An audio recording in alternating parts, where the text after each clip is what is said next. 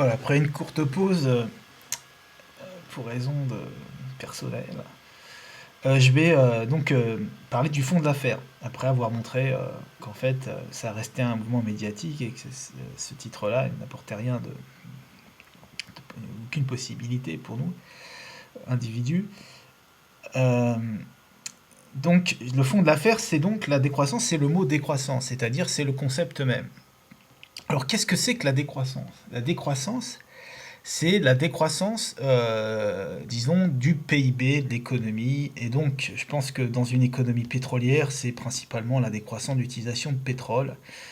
Euh, mais en fait, mais c'est pas sa suppression ou, ni l'arrêt total de l'économie. Donc, en fait, c'est juste dans le concept même de décroissance, c'est parce que eux ne précisent pas, mais c'est la réalité de leur pensée. Ça n'est pas d'arrêter le désastre ou quoi que ce soit, c'est de le ralentir.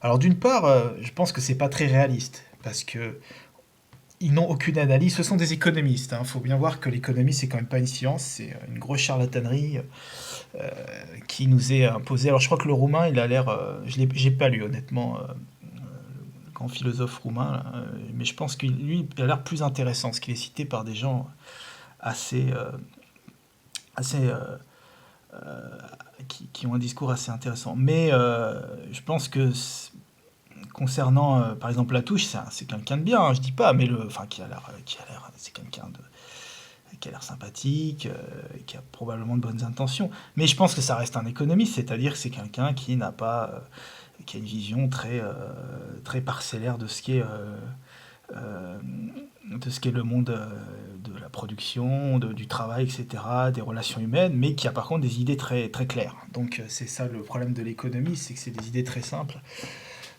et des recettes. Et donc on a vu, enfin on sait, tout le monde peut constater que c'est vraiment que c'est absurde ce genre de démarche. C'est pas une science et ces recettes sont toujours n'ont aucun intérêt.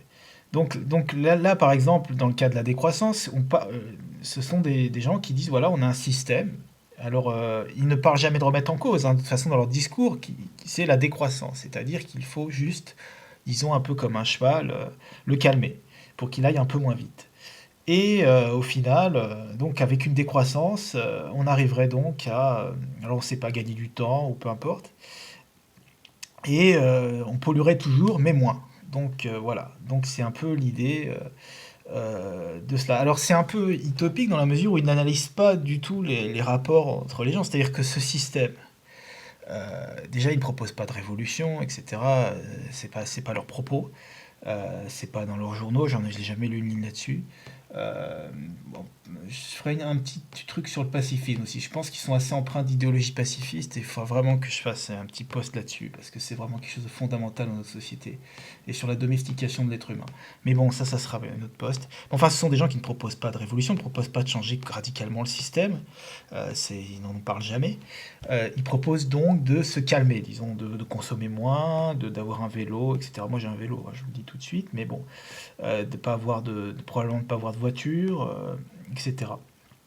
Euh, mais il ne propose pas de sortir de ce système. Or, c'est assez irréaliste dans la mesure où ce système est tel que ce système de production, je ne vais pas rentrer dans le détail de l'analyse, mais chacun le sait, c'est que c'est marche ou crève. C'est-à-dire que celui qui ne rentre pas dans ce système, petit à petit, s'en trouve exclu. Et donc la décroissance, c'est plus la décroissance, c'est plus simplement vivre tranquillement avec moins, euh, c'est au bout d'un moment disparaître. Donc c'est un système social, c'est ce système économique, etc., qui est tel que il y a peu de place pour une décroissance euh, au niveau donc les gens le sentent bien et n'y croient pas. Alors c'est un peu plus complexe que ça. Je pense qu'il y a des façons disons, de combattre ce système, mais c'est pas ce qu'ils proposent. Euh, alors donc déjà, il y a pas d'analyse des rapports humains, c'est-à-dire que c'est très moral, ça va rester, mais ils analysent pas, ils essaient pas de voir concrètement quelles sont la situation des personnes dans ce système et pourquoi en fait il n'est pas possible probablement de le ralentir. C'est-à-dire que une fois qu'on commence à vouloir travailler, bah, il faut une voiture, il faut etc. Une fois qu'on veut avoir des enfants dans ce système-là, qu'on veut en avoir un certain nombre, bah, après il faut une grosse voiture pour porter ses enfants, il faut les mettre à l'école, on n'a plus le temps, donc après, etc. C'est un engrenage. Donc on peut pas, euh, on peut pas simplement c'est une incantation de dire qu'on peut ralentir ce système. Ce système est un système social qui s'est créé ainsi, et de demander aux gens de se calmer.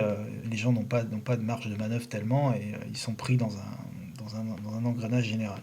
Donc, et puis non pas de, donc cette incantation ne sert à rien dans la mesure où ils ne disent pas concrètement comment changer cet état de fait, ce genre de relation.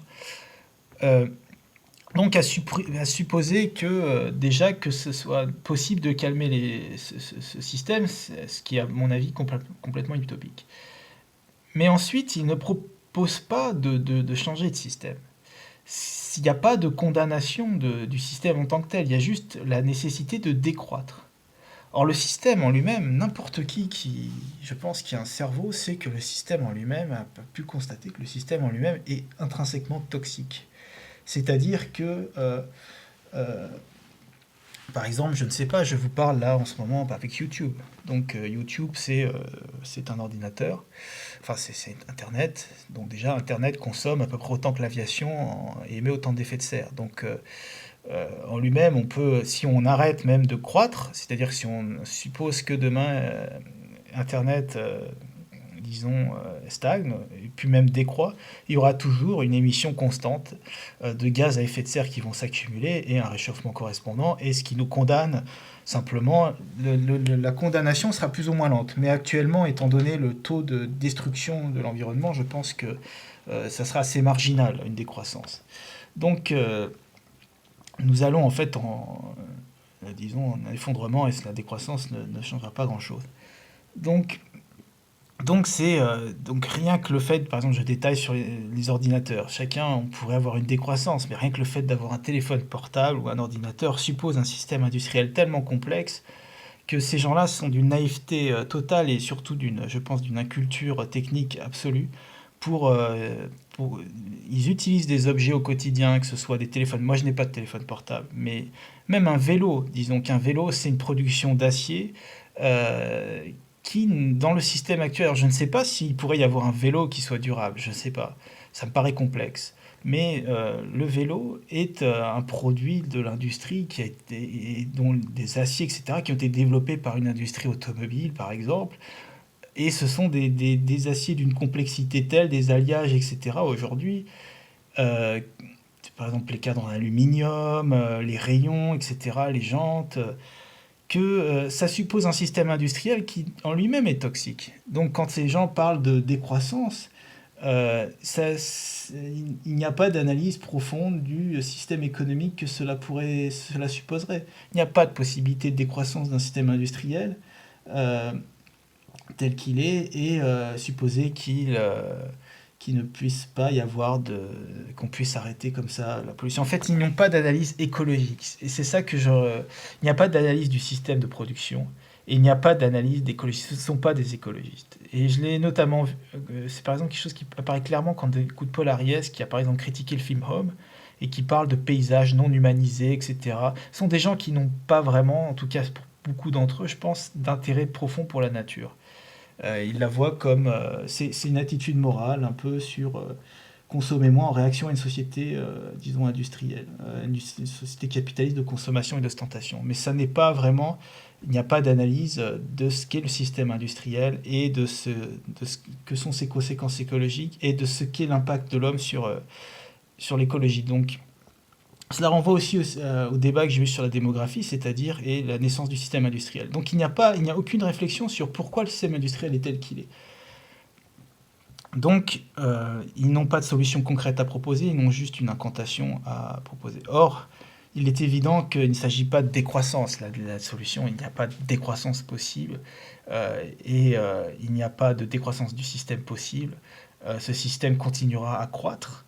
Euh, il y a- c'est sa dynamique intrinsèque.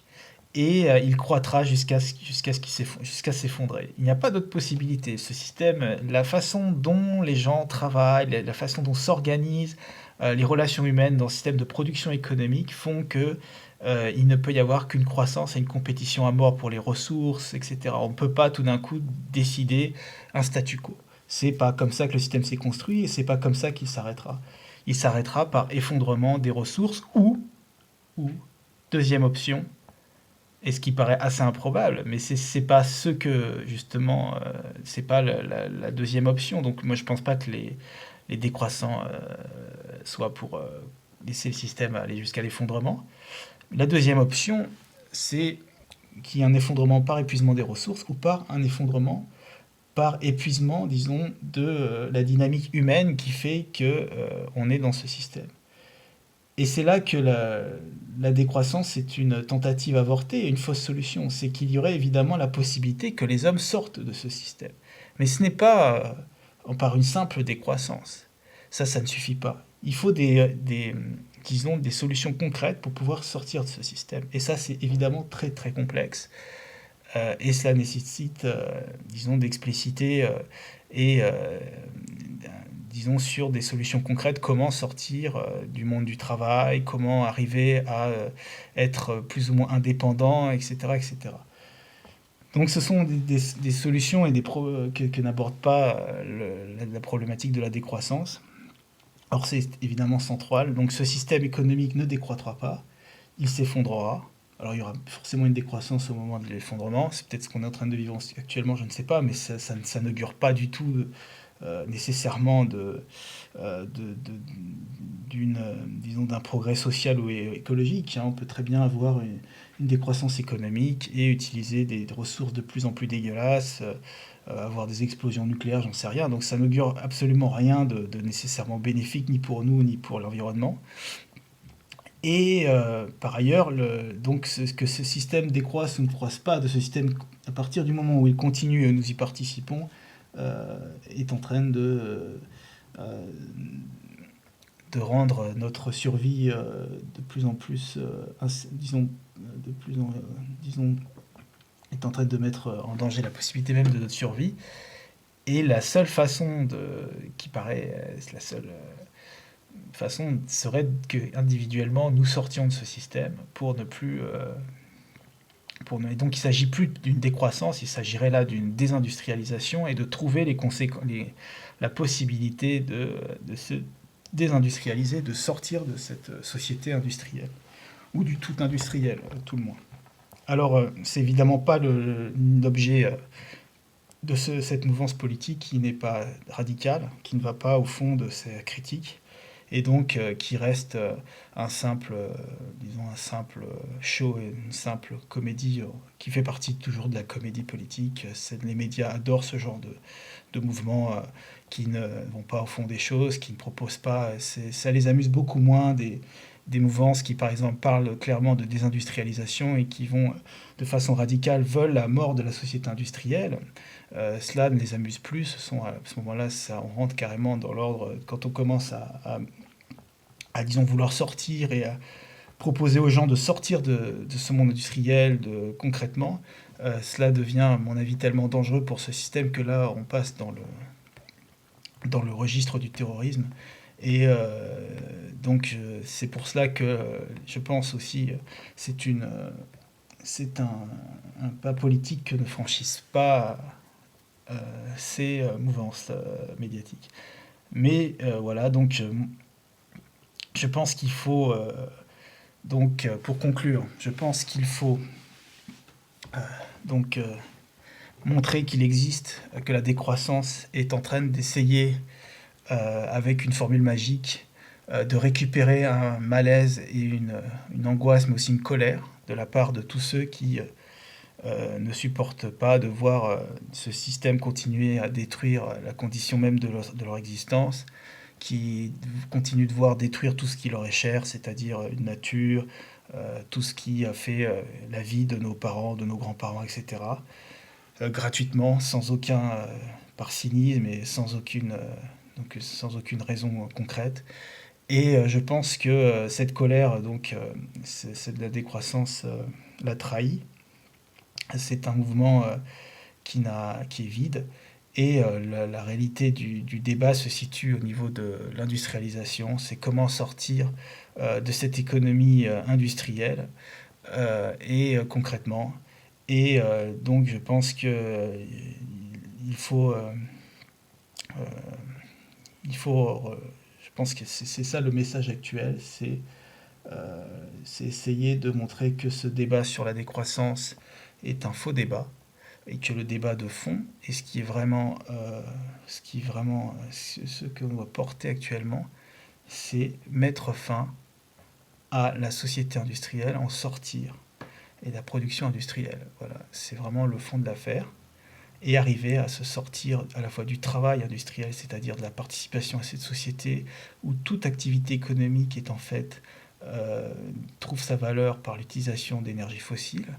Il n'y a pas un seul travail, même que ce soit même dans l'enseignement, etc., qui ne tourne pas autour d'une aide à cette industrie concrète euh, pour produire plus et utiliser de plus en plus de pétrole et tout détruire.